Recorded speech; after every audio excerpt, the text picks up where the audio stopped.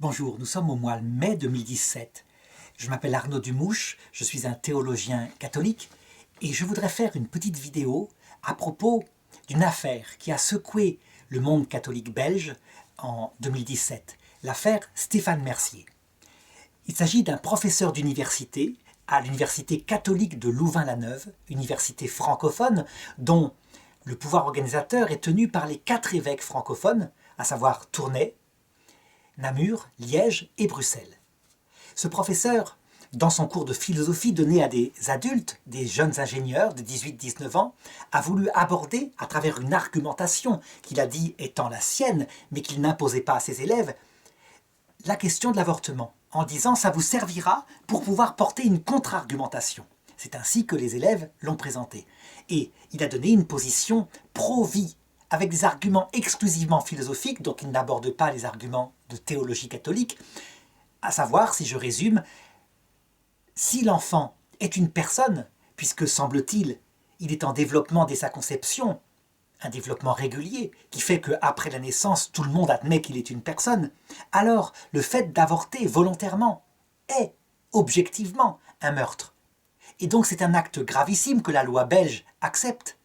Et finalement, qu'elle ne punit pas, alors que par ailleurs, elle punirait des crimes qui, objectivement parlant, en soi, sans parler de l'intention évidemment de ceux qui le font, qui ne savent pas ce qu'ils font, est plus grave que le viol, quelque part. On le sait très bien, un criminel qui a violé est puni moins gravement qu'un criminel qui a tué.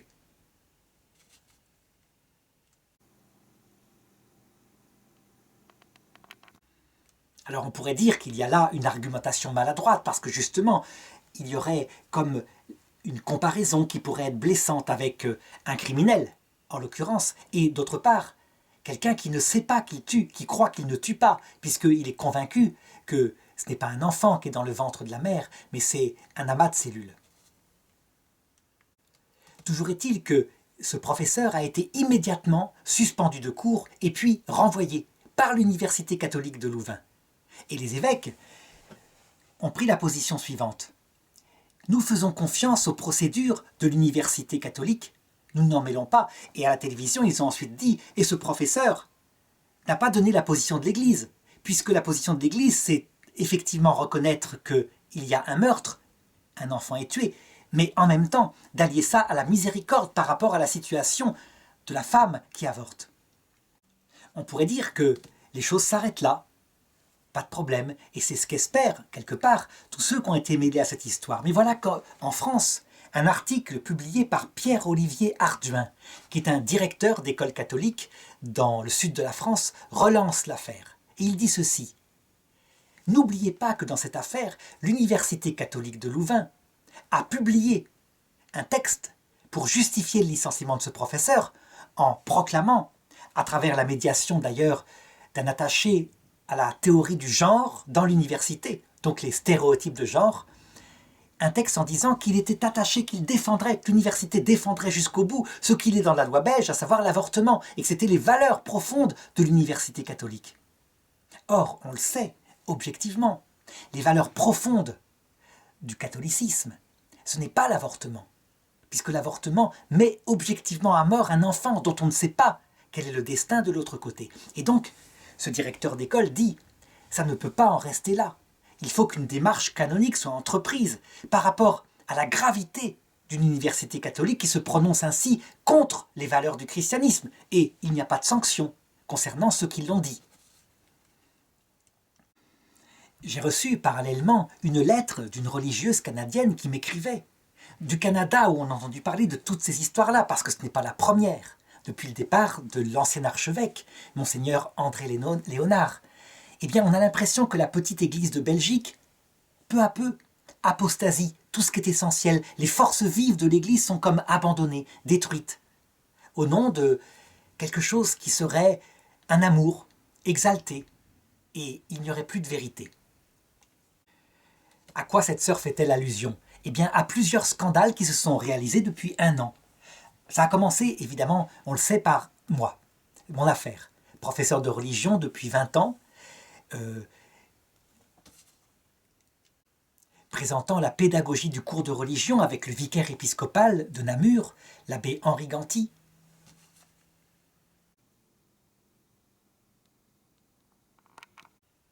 et admirant le programme de religion, sa pédagogie, mais voulant maintenir absolument la partie essentielle, à savoir comprendre le christianisme et ses trois axes, selon la façon dont le présente évidemment l'Église catholique à travers son magistère, sa tradition, l'Écriture. Eh bien,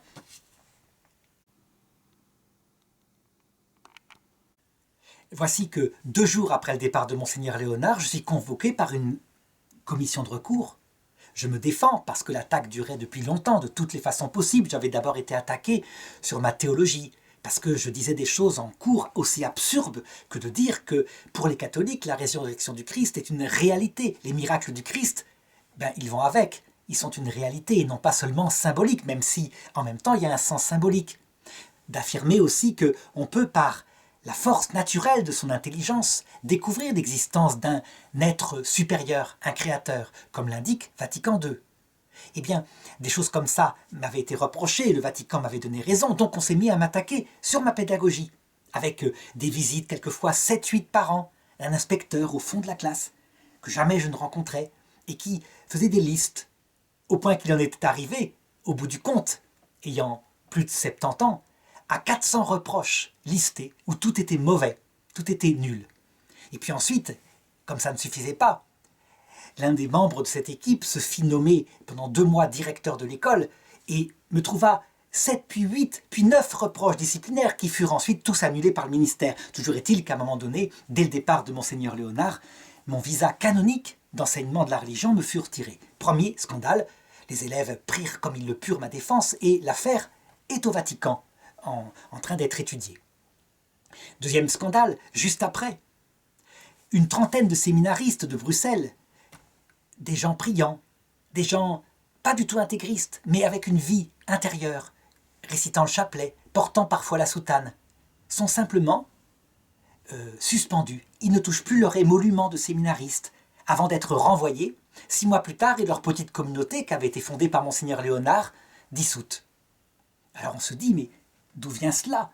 À savoir, de quoi revitaliser toutes les paroisses de Bruxelles pendant 40 ans, qu'ils soient renvoyés comme ça brutalement. Le prétexte que donne l'archevêque, le nouvel archevêque, la France a besoin de ses vocations, et donc ce serait injuste de lui prendre des vocations aussi précieuses. Évidemment, c'est un prétexte taillé dans une langue de buis.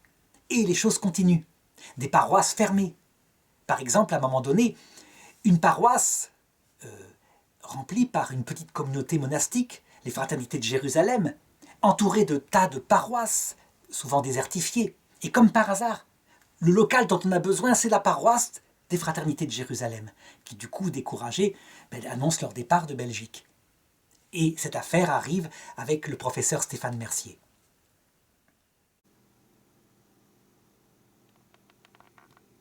Évidemment, devant des faits comme ça, qui ressemblent à une euthanasie de l'Église catholique dans ses forces vives, celles qui maintiennent un petit peu la prière, le côté vertical, surnaturel de la foi catholique, qui n'est pas simplement s'occuper de banque alimentaire, même si cette dimension est essentielle, la dimension de l'amour, de charité fraternelle. On se dit, mais qu'est-ce qui est là? Qu'est-ce qui se passe? Eh bien, je dirais que au niveau de ce petit pays, central en Europe, ce petit pays qui aussi, en ce qui concerne les lois civiles, va plus loin que les autres pays, puisqu'il est le premier à avoir légalisé la possibilité pour les enfants de demander l'euthanasie, et qui a accepté toutes les euthanasies, y compris pour confort, y compris de personnes âgées en très bonne santé, mais un peu fatiguées de vivre, sauf une forme d'euthanasie, celle des prisonniers, qui la demandaient, et qui a été refusée, parce que là, ça aurait semblé un petit peu remettre la peine de mort en Belgique. Eh bien, un pays en avance comme cela, on se dit, qu'est-ce qui s'y passe? Est-ce qu'on a là un complot? Alors je voudrais profiter de cette vidéo pour essayer d'analyser avec ma propre expérience ce qu'il se passe, comment je vois ce qu'il se passe, et bien montrer que, à mon avis, il n'y a pas du tout de théorie du complot, mais quelque chose de simple et logique, quelque chose de cohérent que je vais essayer d'expliquer. Alors ce n'est pas si facile que cela. Je voudrais parler d'abord de l'abbé Ganti, le vicaire épiscopal de Namur, qui devant des faits qui se préparaient, me disait il y a un peu plus d'1 an, juste avant de mourir brutalement, au mois d'avril 2016, me disait « Est-ce qu'il n'y a pas là-dessous tout de même des francs-maçons ?» À savoir un complot de gens qui font de l'entrisme dans l'Église et qui, une fois au poste, détruisent tout ce qui est surnaturel, pour essayer d'établir un monde plus ou moins humaniste, sans Dieu, y compris dans l'Église. Et moi, je lui avais toujours répondu, je ne crois pas du tout en cela.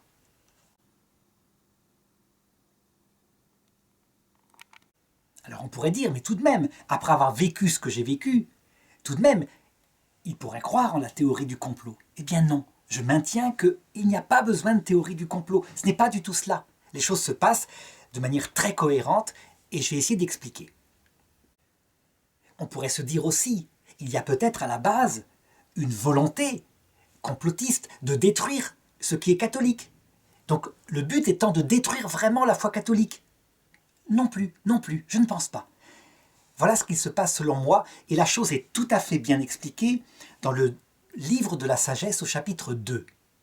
Tout part, raconte le livre de la sagesse, donc qui est écrit vers 250 avant Jésus-Christ, à l'époque des Grecs. Tout part d'hommes qui ont une conviction intime que, en fait, le but de la vie, le but même du judaïsme, c'est de construire le monde le plus équilibré ici-bas, maintenant, tout de suite, afin de faire qu'on puisse être heureux parce que Dieu nous veut heureux. Et puis, très vite, cette conviction change en se disant « mais après tout, pourquoi Dieu existe-t-il? Peut-être qu'il n'existe pas, qui est allé de l'autre côté voir ce qui se passe ?» Donc, si on garde le message du judaïsme à son sommet avec les prophètes, c'est de construire le monde ici-bas pour être heureux tout simplement, parce que d'abord, rien ne prouve qu'il y a une vie après la mort. Eh bien, je crois que c'est là la clé pour comprendre. Donc ce n'est pas un complot, mais c'est la conviction dans l'Église occidentale européenne et peut-être parfois canadienne, par certains membres du clergé, mais aussi par certains fidèles, que le catholicisme, c'est construire le monde ici-bas, équilibré, pour être heureux sur terre. En fait, ce que l'Apocalypse symbolisait par des étoiles qui devraient indiquer le ciel et qui sont tombées sur terre.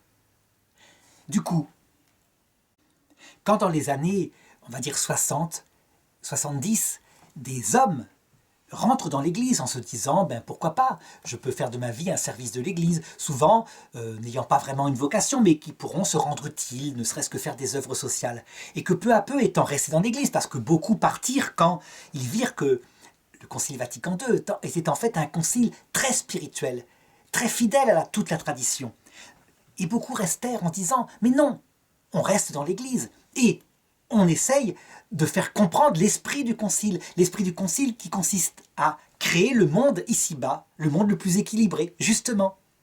Et tant pis pour si les textes du concile disent l'inverse de ce qu'on dit. Je me rappelle d'ailleurs que j'avais été surpris de voir que cet esprit, ce fameux esprit du concile dont on parlait dans les années 70, était si contradictoire avec le vrai Concile Vatican II. Je me rappelle par exemple un jour, j'avais autour de 15 ans, je pensais à la vocation. J'étais allé en Bretagne voir un prêtre qui m'avait reçu avec un pull à col roulé rouge, je me rappelle, ça m'a frappé, et il m'avait dit, heureusement le Concile Vatican II a remis l'Église les pieds sur terre, à savoir que toutes les choses du XIXe siècle complètement fanatiques, du style l'infaillibilité pontificale, le Concile s'en débarrasse, pour mettre la priorité à l'attention aux pauvres, les œuvres sociales, etc. Puis après, j'étais allé lire le texte du Concile, et j'avais trouvé que c'était l'inverse. Le Concile Vatican II élargissait le charisme d'infaillibilité pontificale au magistère ordinaire, ça veut dire au texte des encycliques quand il parle de la doctrine du salut. C'était l'inverse de ce que disait ce prêtre. Et là, j'avais pris conscience très jeune qu'il y avait quelque chose qui n'allait pas, que des gens mentaient.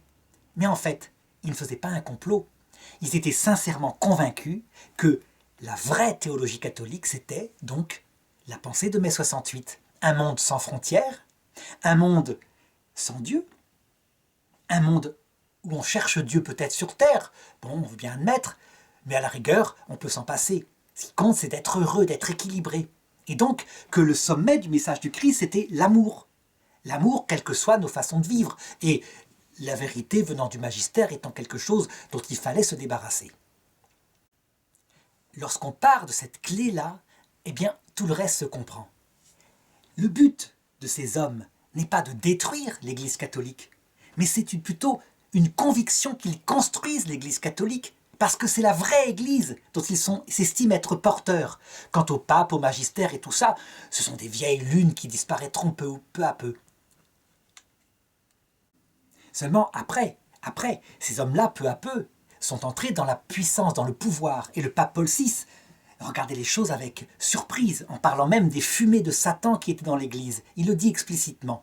Qu'est-ce qui s'est passé donc dans les années 80, c'est-à-dire, je dirais, 15 ans après le Concile? Eh bien, des évêques, des gens de cette époque-là, devenus évêques, des gens d'environ, on va dire, 50 ans, ont commencé à construire l'Église dans certains diocèses européens avec cette pensée-là. Et donc, quand arrivait au séminaire quelqu'un qui avait une vie de prière, qui disait « horreur sublime, le chapelet, n'en parlons pas », ou qui avait une dévotion, qui avait une espèce de vocation mystique, eh bien, on l'orientait vers les communautés contemplatives. Il était fait pour être moine. Par contre, lorsqu'on trouvait quelqu'un qui était social, qui faisait des tas d'œuvres, qui se dévouait dans l'action politique, etc., sociale, alors on l'ordonnait prêtre.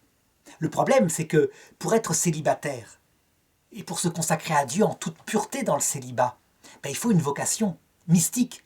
Parce que le Christ doit remplacer dans la vie du prêtre la solitude qu'il n'a pas. Et donc, si un prêtre n'est pas seul parce qu'il vit de prière et qu'il s'occupe ensuite de ses paroissiens, il a une vraie vocation.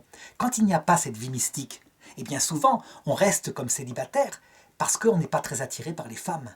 Ou alors peut-être parce qu'on a une maîtresse. Mais quand on n'est pas très attiré par les femmes, eh bien souvent, il s'avère que c'est parce qu'on est homosexuel.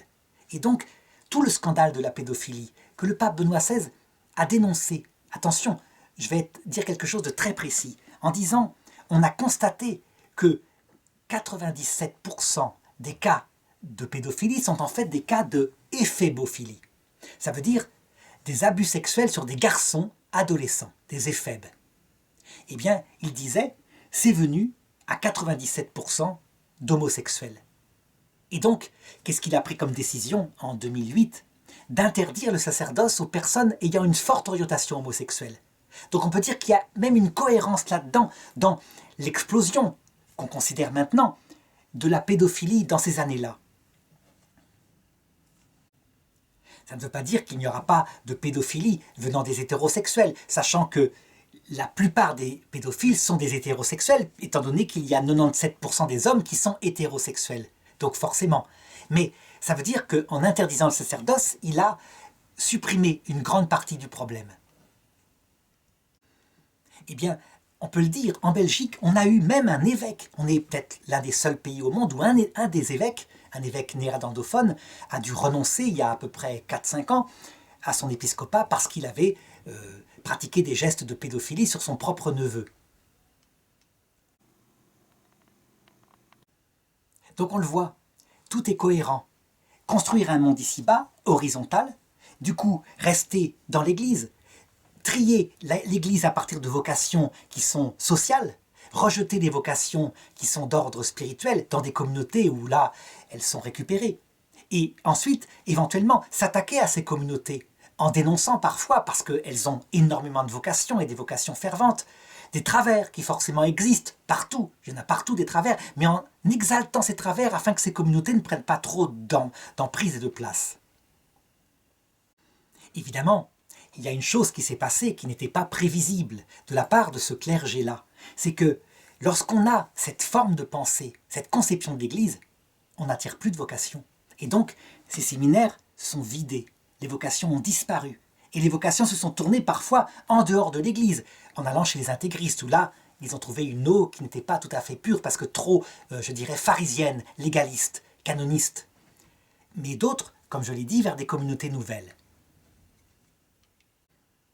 Lorsqu'il s'est fondé ici ou là, par exemple à Paray-le-Monial ou à Toulon, un séminaire où la fidélité au magistère de l'Église et à la vie spirituelle par la prière était totale, les séminaristes, au bout d'un certain temps, à partir des années, disons, 85, 90, se sont tournés vers ces séminaires. Ça veut dire que les évêques n'avaient plus la possibilité de garder leurs séminaristes. Les séminaristes fuyaient. Ils allaient là où était la source d'eau vive. Au contraire, dans les années 80, eh bien, on peut dire que les jeunes étaient encore dans la volonté de rester dans le diocèse où ils étaient avec l'écoute de leur évêque.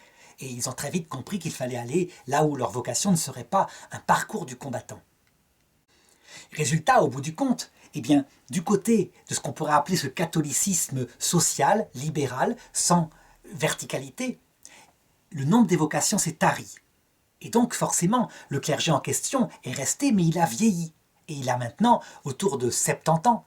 Et beaucoup sont évêques. Évêques au bord de la démission, puisque c'est 75 ans l'âge supérieur, mais ils sont réellement encore présents. Et puis, par contre, un clergé apparaît, nouveau, peu nombreux, mais extrêmement fervent, avec une vie de prière, une reprise de la soutane éventuellement, avec l'exposition de Saint-Sacrement. Donc la dimension verticale totalement assumée, mais non pas intégriste, assumée dans la ligne de Jean-Paul II, de Benoît XVI, du pape François, de Paul VI. Qu'est-ce qui se passe à ce moment-là? Eh bien, devant l'échec flagrant de cette conception de la foi chrétienne purement sociale, ceux qui sont encore au pouvoir, évidemment, ils ont peur et ils voient arriver quelque chose qui ne leur plaît pas, un retour aux vieilles lunes finalement. Des vieilles lunes que tout un clergé vieillissant rejette avec presque de l'urticaire. Et voilà comment on peut expliquer que 30 vocations ferventes réunies par Monseigneur Léonard sont du jour au lendemain, parce qu'il faut être efficace et rapide, envoyées balader. Alors on pourra dire, mais c'est pas possible. L'archevêque de Bruxelles a été nommé par le pape François. Mais il faut bien comprendre que pastoralement, il n'y a pas d'infaillibilité de la part ni des évêques, ni du pape François. Le pape François, lui, il regarde l'Église universelle, et il vient d'Argentine, où souvent il est confronté à des évêques qui sont très doctrinaux, c'est-à-dire qui maintiennent la vérité catholique fortement. Ils ont eu à lutter contre la théologie de la libération dans les années 80, donc une sorte de marxisme chrétien avec la lutte des classes. Et donc, quelquefois, ils manquent de miséricorde. Ils n'ont pas mis assez l'amour des personnes. Donc, lui rajoute, pour équilibrer l'Église, avec des évêques doctrinaux, des évêques qui portent la pastorale et l'amour. Et il a bien raison. Seulement, il ne peut pas savoir qu'en Europe, des évêques pastoraux, on n'a que ça. Et que des évêques qui maintiennent la vérité catholique, on en manque. Il y a des endroits où il n'y en a plus du tout. Et donc, forcément, lorsqu'il nomme un évêque pastoral en Europe, eh bien, il fait pencher la barque de l'Église d'Europe d'un côté. Et il ne la rééquilibre pas, alors que lorsqu'il nomme des évêques pastoraux en Argentine, en Amérique du Sud, il rééquilibre la barque pour que l'amour et la vérité soient au juste niveau et qu'elles ne chavirent pas d'un côté ou de l'autre. Alors on pourrait dire que lorsque ces 30 séminaristes ont été comme ça renvoyés, il y a des centaines de recours canoniques qui ont été envoyés vers le Vatican venant des fidèles, des pétitions sur Internet par des fidèles qui se rendaient compte qu'il y avait là quelque chose de catastrophique. Et ça a alerté Rome un petit peu.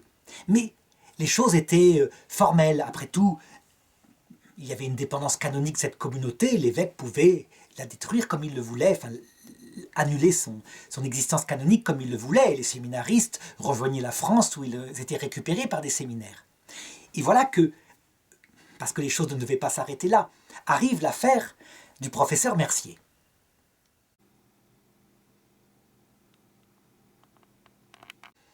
On peut dire qu'en s'emparant d'un sujet qui est le sujet, par définition, non politiquement correct, le sujet qui serait en 41, si le professeur Mercier avait été professeur en 41, comme s'il avait dit en chaire de l'Université catholique de Louvain, les nazis ne respectent pas les juifs, c'est une honte. Et là, il s'attaque à quelque chose qui n'est pas cela. Il dirait ça maintenant en université, il n'aurait aucun problème.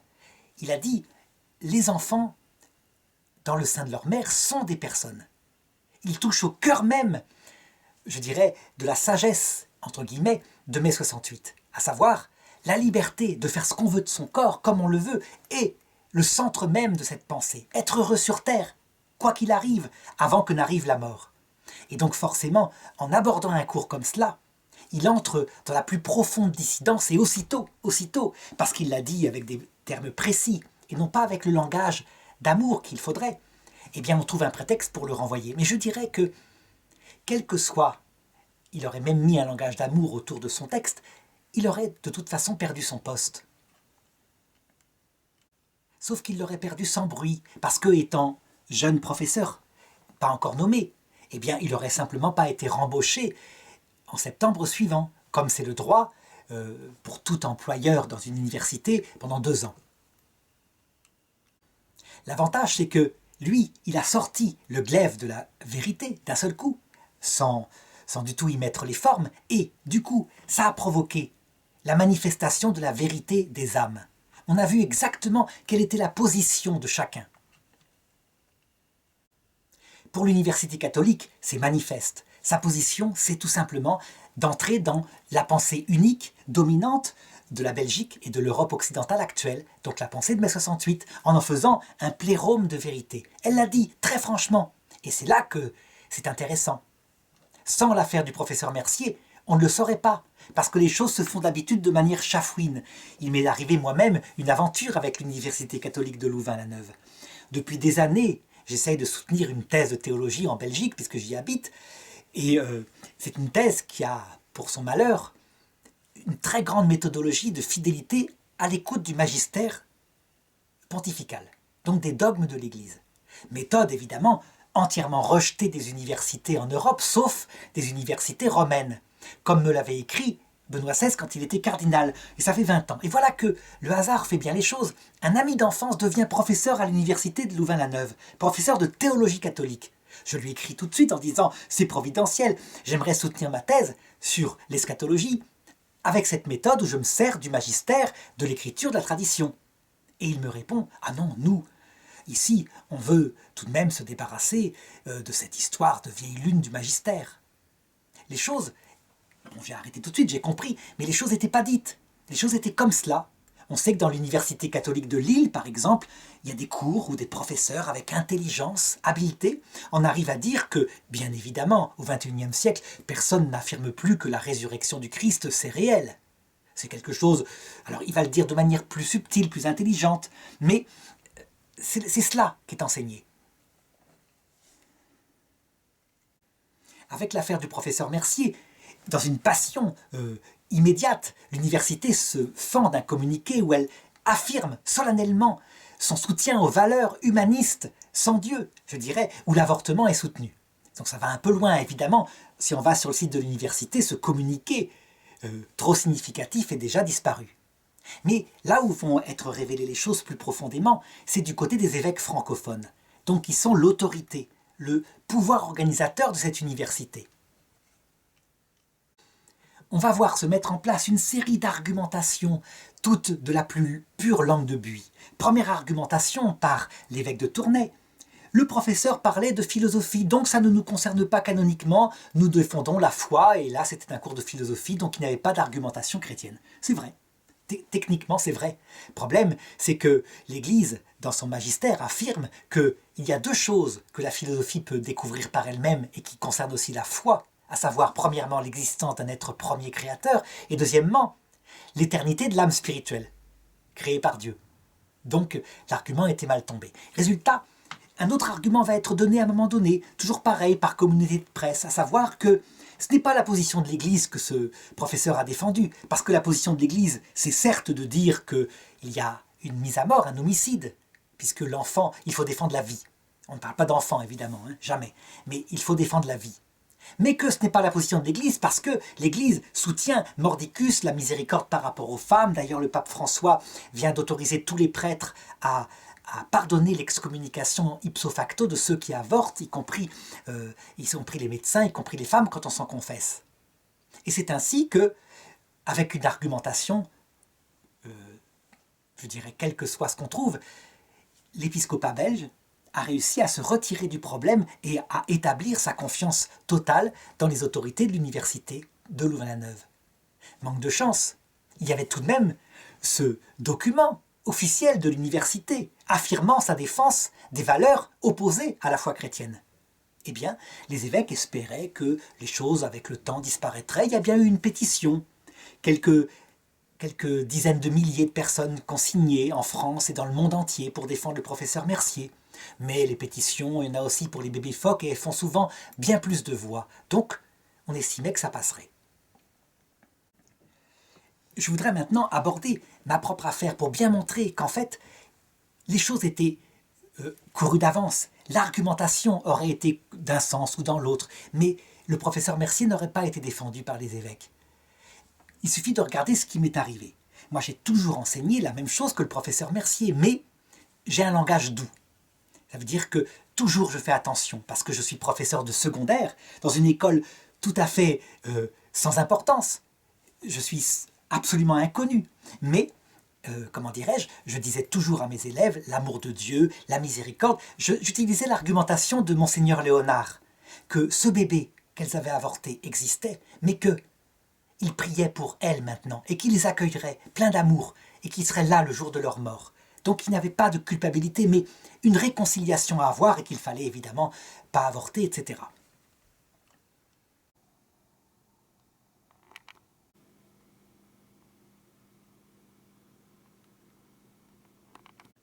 Résultat, dès les années 90, j'ai vu se mettre en place cette technique sourde pour essayer de me faire perdre mon poste.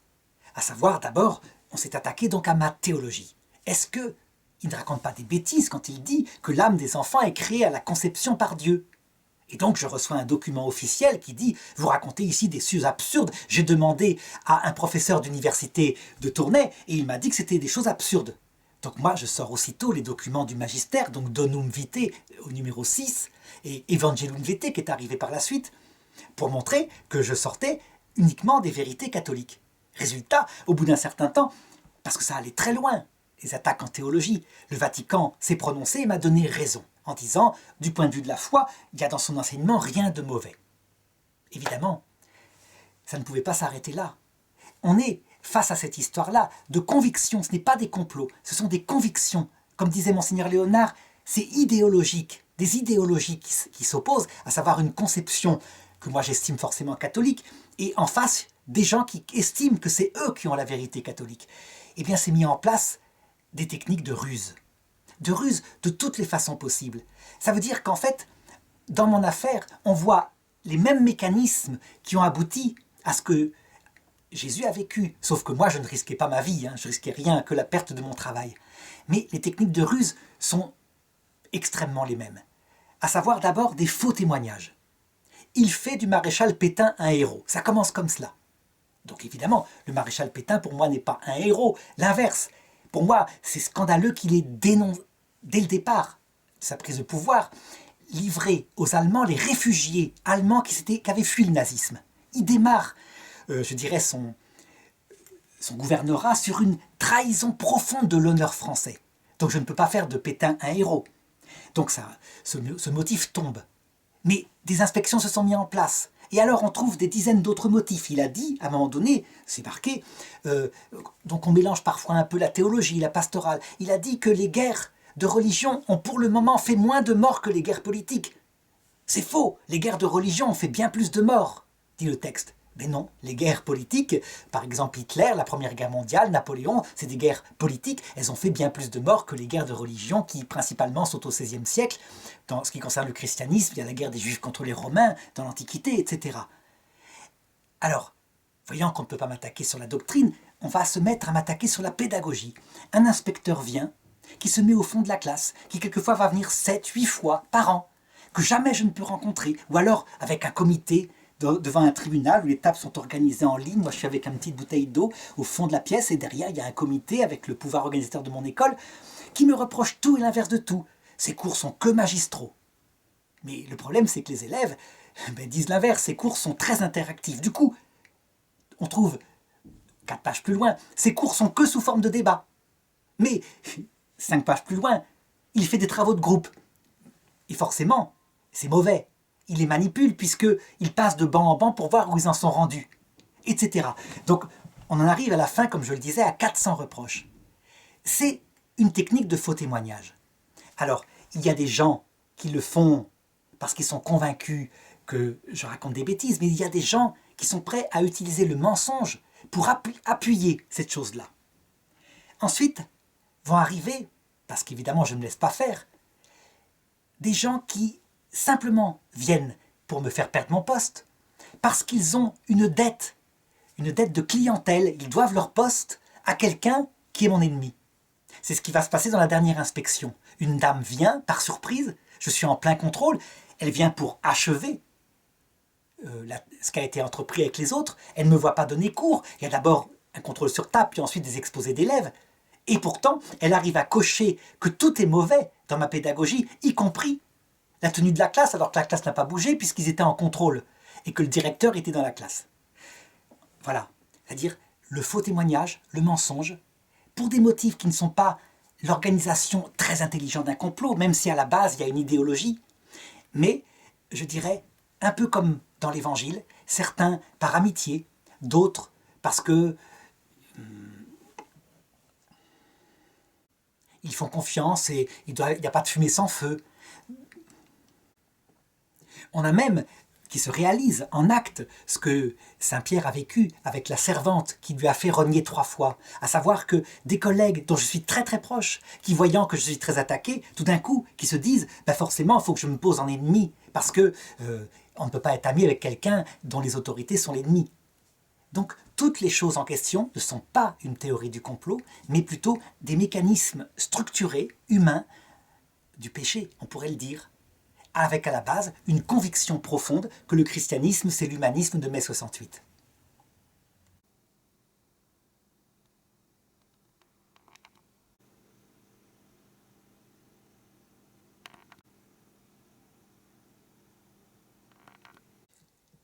Par contre, ce qu'on constate aussi, c'est que cette idéologie qui est capable de ruse comme ça, d'organisation, de réunion pour rendre les choses en apparence légales tout en falsifiant complètement la vérité, cette organisation-là est faite d'hommes qui, évidemment, vont se comporter selon ce qu'est leur cœur. L'abbé Ganti me racontait que ceux qui m'ont retiré le visa, qui sont des hommes de plus de 70 ans, d'une communauté qui n'a plus de vocation, ils avaient un bâtiment immense qui valait des millions, à Ciney, c'est des frères des écoles chrétiennes. Et il fallait le vendre pour s'organiser une belle retraite. Et il y avait dans cette école une petite école où étaient des handicapés. Donc la vocation, par définition, de Saint Jean-Baptiste de la Salle. Eh bien, pour vendre ce bâtiment et gagner plus d'argent, ils n'hésitèrent pas à virer cette école sans lui trouver de nouveaux bâtiments, ce qui leur aurait coûté peut-être 300 000 euros. Vu les millions gagnés, c'était possible. Et c'est l'abbé Ganti qui a dû trouver pour eux une école du côté de Namur. Ça veut dire qu'on a, à la fin, les choses qui se révèlent, un petit peu comme ça se passe dans Judas. À savoir, Judas avait la conviction que le Christ devait créer un monde équilibré ici-bas, mais en même temps, il volait un petit peu dans la bourse. Ça veut dire que tout ce qui va avec la ruse va avec. Et l'abbé Ganti avait été profondément scandalisé de cela. Il avait même écrit au supérieur de cette communauté: si vous venez à l'organisation de cette école, à l'inauguration, je partirai en disant publiquement pourquoi je pars.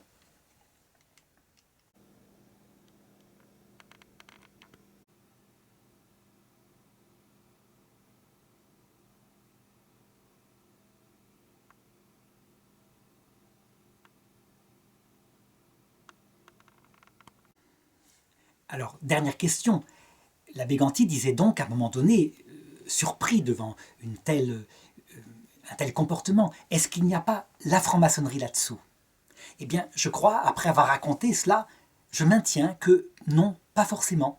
C'est sûr qu'il y a parfois de l'entrisme. Ça veut dire, un ami me racontait que en France, il y avait une communauté chrétienne s'occupant de social, qui vraiment, un peu comme l'abbé Pierre, qui faisait des choses très profondes au nom du Christ.